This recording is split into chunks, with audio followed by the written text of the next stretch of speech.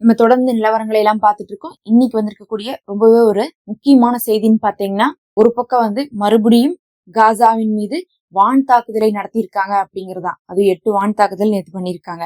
இன்னொரு பக்கம் பாத்தீங்கன்னா, ரஃபாவுடைய பங்கர்ல இருந்து போராளிகள் வெளியே வந்திருக்காங்க. அவர்கள் சில சாகசங்களையும் செஞ்சுட்டு போயிருக்காங்க. என்ன நடந்திருக்குன்னு சொல்லிட்டு பார்க்கலாம். முதல்ல பாத்தீங்கன்னா, வடக்கு மத்திய பகுதி இன்னும் கான்யூனிஸ்ட் பகுதி காசாவில இந்த 3 பகுதியில 8 தாக்குதல்களையும் நடத்தியிருக்காங்க. எதுக்காக வான் தாக்குதல் நடத்துறாங்க? வான் தாக்குதல்னாவே போர் வந்துருச்சுன்னு அர்த்தம். போரே நின்று இருக்கக்கூடிய நேரத்துல எதுக்கு அதை செய்யறாங்க அப்படின்னு பார்க்கும்போது, தலைவர்களை நாங்க குறி வைக்கிறோம்னு சொல்லிட்டு தலைவர்களை அழிக்கிறதுக்காகத்தான் நடத்தணும்னு சொல்லி இப்ப தாக்குதல் நடத்திருக்காங்க. இதுல என்ன நடந்துச்சுன்னா, இந்த 8 தாக்குதல்ல பல இடத்துல பொதுமக்கள் இறந்திருக்காங்க. பில்டிங் அழிஞ்சிருக்குது. முக்கியமா மிச்சம் மீதி இருக்கக்கூடிய பில்டிங்கை கூட அழிச்சிட்டு இருக்காங்க. அது போக 2 தாக்குதல்கள் உண்மையாலுமே தளபதிகள் மேலேயே பட்டிருக்கு. ஒரு தளபதி அவங்களுடைய குடும்பத்தோட இறந்திருக்காங்க அங்க இருக்கக்கூடிய மத்திய பகுதியில. இப்ப என்ன பண்ணிட்டாங்க, எப்படி லெபனான்ல தளபதிகளை குறி வச்சு லைனா அழிச்சிட்டு வந்தாங்களோ அந்த மாதிரி இப்ப காசாவுடைய தளபதிகளே லைனா குறி வச்சு அழிக்கிறதுக்கு ஆரம்பிச்சிருக்காங்க. அதனாலதான் இந்த சூரா கவுன்சில்ல தலைவரை தேர்ந்தெடுக்கக்கூடிய பொறுப்பை என்ன பண்ணியிருந்தாங்க, இப்ப ஒத்தி வச்சிருக்காங்க. ஏன்னா இவங்க இததான் இப்ப குறியா இருக்கிறதுனால இந்த நேரத்துல தேர்ந்தெடுக்கிறது அப்படிங்கிறது அவங்களுக்கும் நல்லதில்லை, அவங்க கூட இருக்கவங்களுக்கும் நல்லதில்லைங்கிறனால ஒத்தி வச்சிருக்காங்க.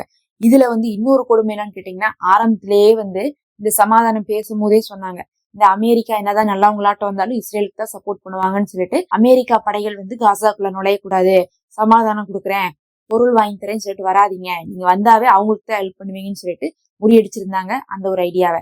அப்ப அமெரிக்கா என்ன சொல்லிச்சுன்னா, நாங்க காசாக்குள்ள வரல, இஸ்ரேல்ல போய் நாங்க பாத்துக்கிறோம். என்ன பண்றோம்னா, இஸ்ரேல் அங்கிருந்து தானே காசாவை அட்டாக் பண்றாங்க, அவங்களை அட்டாக் பண்ண விடாம நாங்க கண்காணிச்சுட்டே இருப்போம்னு சொல்லிட்டு அமெரிக்கா படைகளை அனுப்பி இஸ்ரேலுக்குள்ள இருந்து இஸ்ரேல் எங்கெல்லாம் காசாவை அட்டாக் பண்ணுவாங்களோ, எந்த ராணுவ தளத்துல இருந்து அட்டாக் பண்ணுவாங்களோ அங்க போய் என்ன பண்ணியிருந்தாங்க, ஒரு டென்ட் போட்டு தங்கியிருந்தாங்க. இப்ப பாத்தீங்கன்னா மறுபடியும் அந்த கூட்டுக்களவாணி வேலையில ஆரம்பிச்சிட்டாங்க.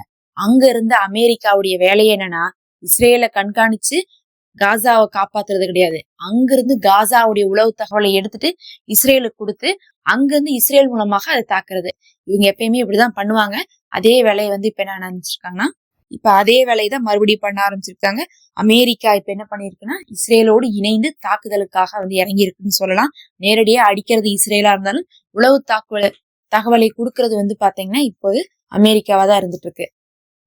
அடுத்தது அந்த சுரங்கப்பாதை, ரஃபாவுடைய சுரங்கப்பாதையில இருந்து ஒரு 200 பேர் மாட்டிருக்காங்க, அவங்கள வெளியே கொண்டு வரணும்னு சொல்லிட்டு போர் நிறுத்தறதுக்கு முன்னாடியே பர்மிஷன் கேட்டாங்க. அப்ப அமெரிக்கா பேச்சுவார்த்தையின் போது ஓகேன்ட்டாங்க. ஏன்னா அந்த 200 பேர் யாருன்னா காசாவுடைய போராளிகள் தான். அதனால சரி ஓகே நாங்க தரோன்ட்டாங்க. ஆனா போர் நின்று இப்ப 2 மாசம் ஆச்சு. அந்த 200 பேத்தையும் நாங்க சுட்டுதான் என்ன பண்ணுவோம், பிடிப்போம்னு சொல்லிட்டு இஸ்ரேல் அவங்கள வெளியே வர விடாம தடுத்துட்டு இருக்காங்க.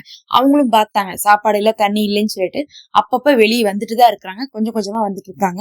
அதுல இதுவரையும் வெளியே வந்தவங்கன்னு பார்க்கும்போது 150 பக்கம் இருக்கிறாங்க. அதுல 45 பேர் இறந்திருக்காங்க. ஏன் இவ்வளவு பேர் இறந்திருக்காங்கன்னு கேட்டா, இப்ப அந்த இடத்துல இஸ்ரேல் இருக்குது. இஸ்ரேலுடைய ராணுவத்துடைய வேலையே என்னன்னா, அந்த எல்லோ பார்டருக்குள்ள வேற போர் செய்யற வேலையே இல்ல, அங்க யாரும் வராம பாத்துக்கிறதா அவங்க வேலை. அப்ப அந்த இடத்துல எத்தனை பேர் இருக்காங்கன்னா, போரே இல்லாதனால இஸ்ரேலுடைய படை முழுவதும் அங்கதான் குஞ்சிருக்காங்க. ஒரு ஏரியால 400 பேர் 300 பேர் இஸ்ரேல் படைகள் இருக்காங்க. அவங்களுக்கு வேற வேலையே இல்ல. வெளியே உள்ள ஆள் வந்தாவோ இல்ல சுரங்கத்துல இருந்து வெளியே ஆள் வந்தாவோ அவங்கள சுடுறதுதான் வேலைனா, அப்ப என்ன ஆயிரும், ஈஸியா உள்ள இருந்து சுரங்கத்துல இருந்து ஒரு 10 பேர் வெளியே வராங்க போராளிகள்னா, அவங்கள ரவுண்ட் அப் பண்ணி ஒரு 300 பேர் சுடுறாங்க. இது ஒரு நியாயமான சண்டையே கிடையாது. போர்ல என்ன நடக்கும்னு பாத்தீங்கன்னா, அந்தந்த இடத்துல ஒரு 10 பேர் இருக்கக்கூடிய ஒரு குரூப்பை தான் இறக்குவாங்க. இஸ்ரேல் ஆகட்டும் இல்ல காசாவாகட்டும், ஒரு 10 பேர் 5 பேர் இருக்கிற மாதிரிதான் குரூப் எல்லாம் இறக்கியிருப்பாங்க. அப்ப ஒரு ஏரியா இருக்குன்னா, கான்யூனிஸ்ல ஒரு வடக்கு பக்கத்துல இருக்காங்கன்னா, அந்த கான்யூனிஸ்டுடைய வடக்குல ஒரு 10 இஸ்ரேலிய சிப்பாய்கள் இருப்பாங்க. அவங்க ஒட்டுக்கா ஒரே இடத்துல இருப்பாங்கன்னு சொல்ல முடியாது. தள்ளி தள்ளி அங்கங்க சண்டை போட்டுட்டு இருப்பாங்க, பதுங்கி இருப்பாங்க. அவங்கள அட்டாக் பண்ண போனா அந்த 10 பேரும் சுடுறதுக்கு சான்ஸ் இருக்கு. இல்ல அந்த குறிப்பிட்ட இடத்துல யார் இருக்காங்களோ அந்த ஒரு 2-3 பேர் சுடுவாங்க, இந்த பக்கம் சுடுவாங்க. அப்படி மாத்தி மாத்தி சுடும் போது நியாயமா ஒரு ஜெயிக்கிற மாதிரி இருக்கும். ஆனா இது அப்படி கிடையாது. எல்லா இஸ்ரேல் படைகளும் ஒரு இடத்துல குவிஞ்சிருக்காங்க. அந்த இடத்துலதான் பார்த்தா அந்த சுரங்கத்துடைய வாயில் இருக்கு. அதன் வழியாதான் ஆகணும், வேற எதுவுமே பண்ண முடியாது. அப்ப அது வழியா ஆகணும்னா அவங்க ஏற்கனவே இது வழியாதான் வருவாங்கன்னு சொல்லிட்டு வெயிட் பண்ணிட்டு இருக்காங்கும் போது, ஒட்டு மொத்தமா உள்ள இருந்து வெளியே வராங்கன்னு தெரிஞ்சனும் அவ்வளவு அட்டாக் பண்றதுனால இவ்வளவு பேர் இறந்திருக்காங்க. இருந்தாலும் அதையும் மீறி நாங்க சரணடைய மாட்டோம், நீங்க கைதி பண்ணுன்னு ஆசைப்பட்டா கூட நாங்க கைதி பண்றதுக்கு அலோவ் பண்ண மாட்டோம், நாங்க இறந்து கூட போறோம்னு சொல்லிட்டுதான் உள்ள இருந்து வரும்போதே துப்பாக்கியோட சண்டை போட்டுக்கிட்டே வராங்க. நேத்து மட்டுமே பார்க்கும்போது 4 பேர் வந்திருக்காங்க. அதுல 2 பேர் இறந்திருக்காங்கன்னு தான் சொல்லணும். உள்ள இருந்து வந்தது 6 பேரு. ஆனா வந்து கடைசியா வந்து போராளிகள்கிட்ட போய் கரெக்டா சேர்ந்தவங்க 4 பேர். அதை வச்சு சொல்றாங்க 4 பேர் வெளியே வந்துட்டாங்க, 2 பேர் வந்து வரும்போதே இறந்துட்டாங்க 6 பேத்துல அப்படின்னு சொல்லியிருக்காங்க. இந்த மாதிரி ஒவ்வொரு தடவையும் போராட்டத்துலதான் வந்து வெளியே வந்துட்டு இருக்காங்க. 3ல 1 பங்கு இறந்துடுறாங்க. 10 பேர் வந்தா 3 பேர் இறந்துடுறாங்க, 6 பேர் வந்தா ஒரு 2 பேர் இறந்துடுறாங்க. அதையும் மீறி மிச்சவங்க வர்றதே ஒரு பெரிய விஷயமா தான் இருக்கு. இன்னும் கூட ஒரு சிலர் பேர் வந்து பங்கருக்குள்ள இருக்கிறதுக்கு வாய்ப்பு இருக்குன்னு சொல்லிட்டு சொல்லி கொண்டு இருக்கிறாங்க. பொறுத்திருந்து பார்க்கலாம். அதுல இவங்க வரும்போது என்ன இருக்குன்னா, இவங்களும் தாக்குதல் பண்ணிருக்காங்க, போராளிகளும் உள்ள இருந்து வெளியே வரும்போது. அந்த தாக்குதல்ல அங்கிருந்த இஸ்ரேலுடைய விமானங்கள், அந்த தாக்குதல்ல அங்க இருந்த இஸ்ரேலுடைய வாகனங்கள் சுடப்பட்டிருக்குது, தாக்குதலுக்கு உள்ளாக்கப்பட்டிருக்கு. அது இல்லாம நிறைய சிப்பாய்கள் வந்து என்ன இருக்காங்க, காயமடைந்திருக்காங்கன்னு சொல்றாங்க. இஸ்ரேல் எப்போதுமே காயமடைந்தாங்கன்னு தான் சொல்லுவாங்க. கண்டிப்பா அங்கேயும் உயிரிழப்புகள் இருக்கு. ஏன்னா போன தடவையே நம்ம பார்த்தோம், ஒரு 13 பேர் வெளியே வந்திருப்பாங்க. அதுல வந்து பார்த்தா ஒரு 4 பேரெல்லாம் வந்து காசா சைட்ல இறந்திருப்பாங்க. அப்ப இஸ்ரேல் சைட்ல வந்து பாத்தீங்கன்னா அதை விட அதிகமா இறந்திருந்தாங்க. அதனால இங்க வந்து 2 உயிரிழப்பு இருக்குன்னா அங்க எச்சாதான் இருக்கும். அவங்க என்ன சொல்றாங்கன்னா, சில சிப்பாய்கள் வந்து படுகாயம் அடைந்திருக்காங்கன்னு சொல்லிட்டு மேலோட்டமா வந்து நியூஸை முடிச்சுட்டாங்க.